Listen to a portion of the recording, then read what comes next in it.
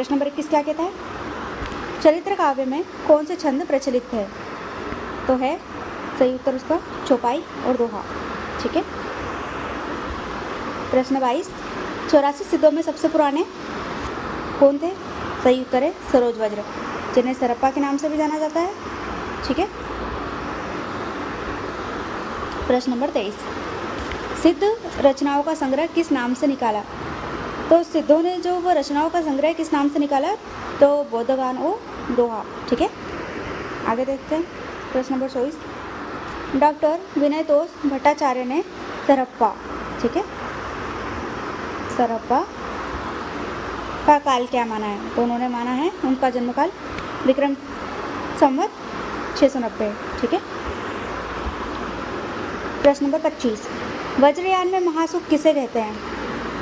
तो वज्रयान शाखा में जो महासुख है वो शून्य में विलीन दशा को कहा जाता है। ठीक है। प्रश्न नंबर 26, गोरखनाथ के गुरु का नाम क्या है? तो गोरखनाथ के गुरु का नाम है मशेंद्रनाथ। ठीक है। प्रश्न नंबर 27, नाथों की प्रसिद्ध संख्या, जो नाथ थे उनकी संख्या कितनी थी? तो 9 नाथ थे, उनकी संख्या 9 है। ठीक है। नाथ पंथ किस परंपरा से निकला?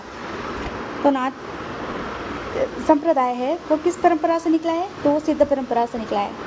सही उत्तर क्या होगा? सिद्ध परंपरा। प्रश्न नंबर 29, नाथों में नागार्जुन किस रूप में प्रसिद्ध है? तो जो नागार्जुन है उन्हें अन्य रसायनी नाम से भी जाना जाता है। ठीक है। तो नागार्जुन को क्या कहा जाता है? रसायनी। हम देखेंगे प्रश्न नंबर 30, गोरख सिद्धांत में नाद किसका अंश है? तो नाद को क्या कहा जाता है? गोरख सिद्धांत में नाद का अर्थ होता है प्राण। ठीक है। प्रश्न नंबर 31, गोरख सिद्धांत में बिंदु किसका अंश है? तो बिंदु किसका अंश है? शरीर का। तो नाद किसे कहा जाता है? नाद यानी प्राण और बिंदु यानी शरीर। ठीक है, इसे याद रखिएगा। प्रश्न नंबर 32, गोरक्ष पंथ से जुड़ी गद्य पद्य पुस्तक कौन सी है? उसका नाम क्या है? तो उसका नाम है गोरख गणेश गोष्ठी। ठीक, आगे देखेंगे। प्रश्न नंबर 33, निर्गुण संतों में नाथ पंथ से कौन से शब्द लिए? तो निर्गुण संतों ने जो नाथ पंथ से कौन से शब्द लिए हैं? साखी और बानी। ठीक है, तो किससे लिए हैं? नाथ पंथ से। किन्होंने? निर्गुण संतों ने। ठीक, निर्गुण संतों की भाषा क्या है? तो निर्गुण जो संत थे उनकी भाषा कैसी थी? सदुकड़ी भाषा। और कबीर की भाषा भी सदुकड़ी थी, और जिसे पंचमहल खिचड़ी भी कहा गया है। पंचमहल खिचड़ी किसने कहा था? श्याम सुंदर दास जी ने। प्रश्न नंबर 35, किस रासो ग्रंथ में रसायन शब्द बार बार आया है? तो जो रसायन शब्द है सबसे पहले वो कहाँ मिलता है? तो विशलदेव रासो में मिलता है। और कहाँ बार बार आया है? तो विशलदेव रासो में ही आया है। ठीक है।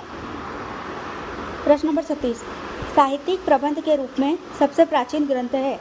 तो साहित्यिक प्रबंध के रूप में जो सबसे प्राचीन ग्रंथ है वो कौन सा माना जाता है? पृथ्वीराज रासो। प्रश्न 37, वीरगीत की सबसे पुरानी पुस्तक? तो सबसे पुराना वीरगीत और सबसे पुरानी पुस्तक कौन सी है? विशलदेव रासो। ठीक है, इसे वीरगीत भी कहा जाता है, ध्यान रखिएगा। खुमान रासो का आधार किस राजा पर है? ठीक है, तो रावल खुमान जो चित्तौड़गढ़ के हैं। ठीक है, उनकी कथा इसमें वर्णित है। प्रश्न 29, विशलदेव रासो के कवि है? विशलदेव रासो के कवि कौन है? नरपति नाल। ठीक है। प्रश्न 40, 12 से 72 का अर्थ होता है, क्या होता है? संवत 1212। प्रश्न 41, हिंदी के प्रथम महाकवि कौन है? चंद्रवरदाई। ठीक है। प्रश्न 42, तो चंद्रवरदाई का महाकाव्य कौन सा है? तो पृथ्वीराज रासो। ठीक है। और पृथ्वीराज रासो में कितने समय या सर्ग है? 69। और पृथ्वीराज रासो को पूरा किसने किया था? तो जलन ने। और जलन कौन थे? चंद्रवरदाई के पुत्र थे। ठीक है। प्रश्न 45, पृथ्वीराज रासो के प्रमुख छंद? तो पृथ्वीराज रासों में कौन कौन से छंद है? कवित्त, दोहा और तोमर।